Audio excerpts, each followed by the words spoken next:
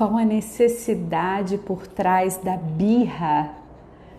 Vamos continuar falando de birra na nossa Manhã Sem Roteiro, nosso livro Educar Sem Pirar, da Nanda Perin. Eu sou a Elis Giacomelli, sou formada em Psicologia Positiva, em Programação Neurolinguística, Educação Viva e Consciente, sou jornalista, trabalho com crianças há 22 anos e sou mamãe da Isis de 3 anos e 2 meses.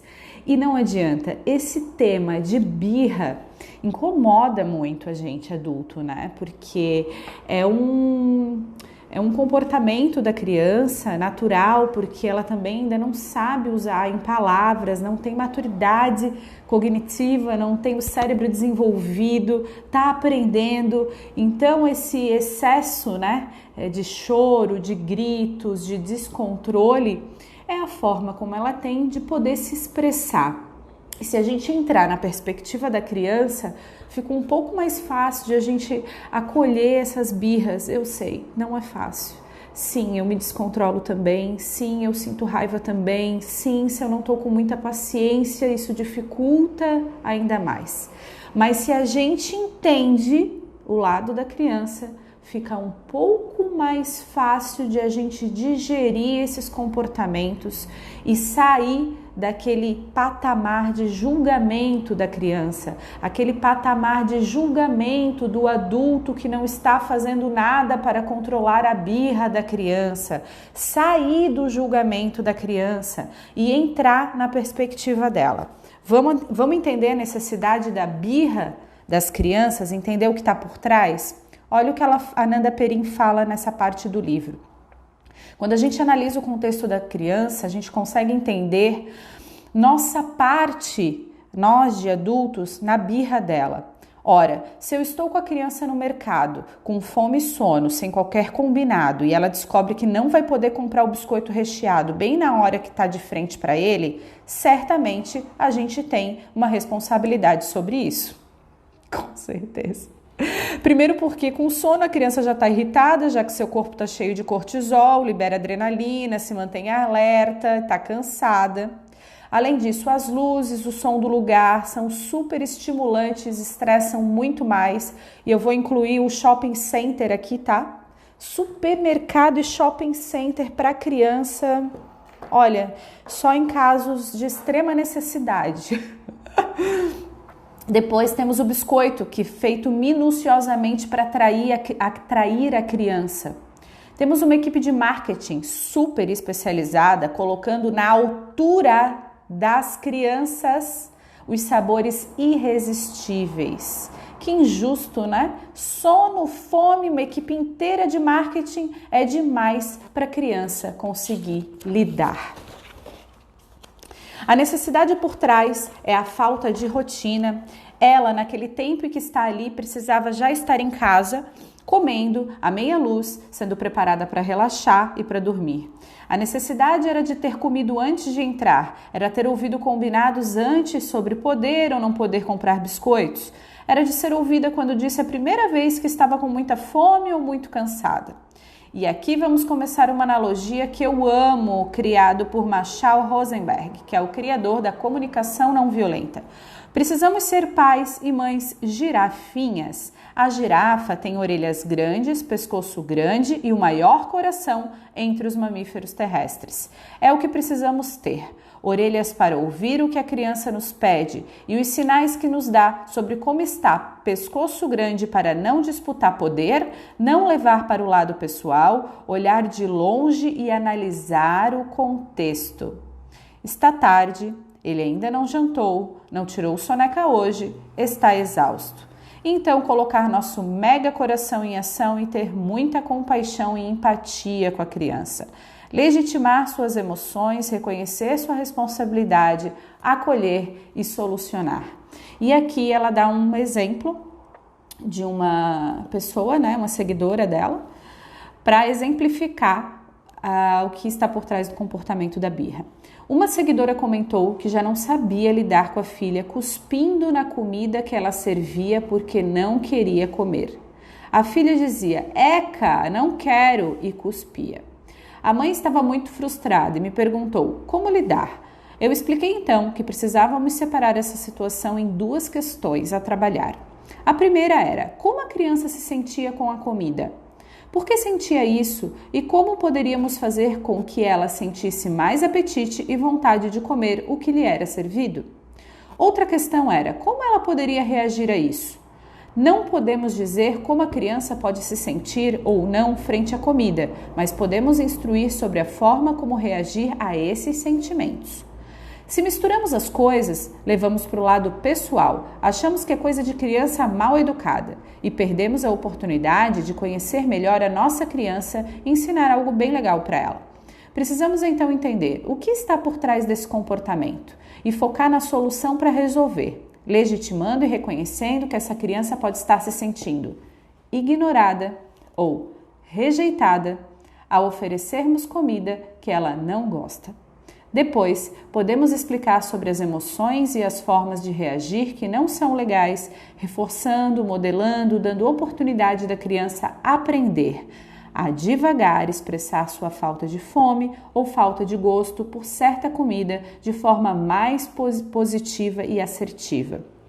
Então, assim, gente, a gente tem o hábito, de não ouvir a criança, a gente tem o hábito de que é coisa de criança, a gente tem hábito de negligenciar o sentimento das crianças quando elas se expressam ou quando elas dizem que não querem comer, ou quando elas dizem que não estão com fome, a gente duvida do que elas falam.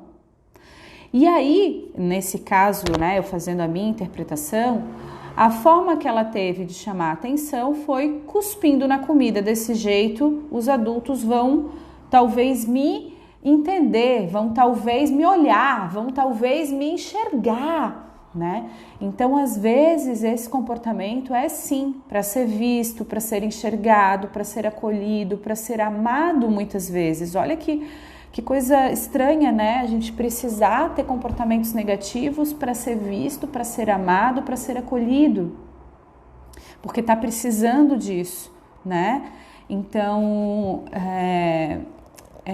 é isso que a gente precisa se perguntar, Vamos continuar aqui, só mais essa partezinha aqui, ó. Bebês e crianças pequenas são seres literais e egocêntricos. Já vamos falar do passo a passo para lidar com a birra em bebês e crianças no nosso vídeo de amanhã.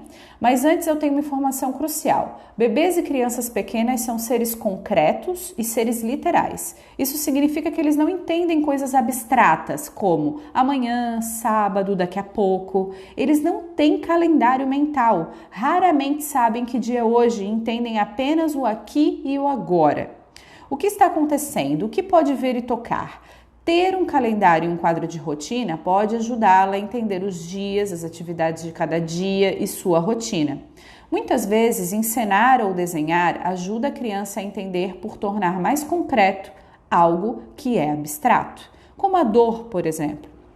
Na fase egocêntrica, a criança entende que todos enxergam o mundo de sua perspectiva e, portanto, entendem que se ela não está sentindo dor, ninguém está. Conforme ela te machuca e você dramatiza fazendo expressões de dor, através dos neurônios espelho, a criança espelha a dor e começa a compreender que você sente algo que ela não está sentindo, começando a ressentir quando machuca. Olha que interessante. Se ela rir, não se preocupe, não é deboche nem sinal de perversão. Ela está provavelmente apenas achando graça da sua expressão ou quem sabe tentando fazê-lo rir para alegrar você. A gente tem esse hábito, gente? Que a criança faz, a gente acha que é pessoal, acha que é para irritar, acha que é para pegar no pé, acha que é... Não, tá fazendo isso para ser tinhoso mesmo. Isso é coisa da nossa imaginação, tá? Imaginação de adulto extremamente ampla aí. Reforçando, as crianças estão em uma fase egocêntrica do seu desenvolvimento, o que significa que estão muito centradas em si, que entendem que você enxerga tudo como elas enxergam, que entendem o que elas entendem, e por isso é tão frustrante quando você não faz algo que elas já tentaram lhe explicar. Para elas, você já entendeu e só não quer ajudar ela. Elas entendem que as coisas realmente giram em torno delas e que tudo é possível, porque a sua compreensão de mundo ainda está sendo elaborada. Lembro de uma vez que o meu filho Gael ficou muito magoado comigo porque eu não estava me lembrando de uma situação na casa da avó, que ocorreu quando eu não estava presente. Ele tinha certeza de que eu saberia de coisas que ele viveu sem mim. Lembro também de uma vez que ele chorou porque eu não fiz o que ele me pediu. Ele queria que eu apagasse o sol, que estava muito forte, quando eu, infelizmente, ainda não havia desenvolvido a capacidade de simplesmente apagar uma estrela de fogo gigante. Ficou rindo ao lembrar isso, mas o sofrimento dele no momento era muito real. E são aqueles pequenos momentos em que você se pega dizendo baixinho, cresce logo, mas segundos depois se arrepende, porque sabe a saudade que vai bater deles tão pequenininhos assim. Para a gente finalizar o nosso encontro de hoje, muita gente me pergunta, quando isso vai acabar? E em cada criança é de uma maneira, mas geralmente vem logo depois da fase dos porquês. Quando a criança sai do seu pequeno mundinho e passa a se interessar pelo mundo à sua volta. É mais ou menos nesse tempo que você começa a se pegar dizendo baixinho, para de crescer tão rápido, o tempo para de fazer o meu bebê crescer. A gente tem disso, né, gente? A gente reclama que tá difícil, a gente reclama que tá pesado, que tá cansado, depois olha as fotos e vê assim, ó, ai, queria tanto o bebezinho de novo, queria tanto que me solicitasse de novo, que, enfim, a gente adulto é muito louco, né? Fica sofrendo do que passou, sofre com o que tá acontecendo agora e fica sofrendo do que há por vir, né? Adolescência e tudo mais. E as crianças estão lá vivendo seu mundinho do agora. É agora que importa. Agora que é o meu melhor momento de brincar, o melhor momento de ser feliz, o melhor momento de estar com a minha mãe, melhor momento,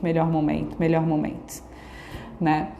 E, bom, gente, sobre o que está por trás do comportamento da birra é isso. A gente vai também passar para o nosso próximo vídeo quando a birra é a única opção e quais os passos para lidar com a birra, se comunicar com bebês e crianças pequenas.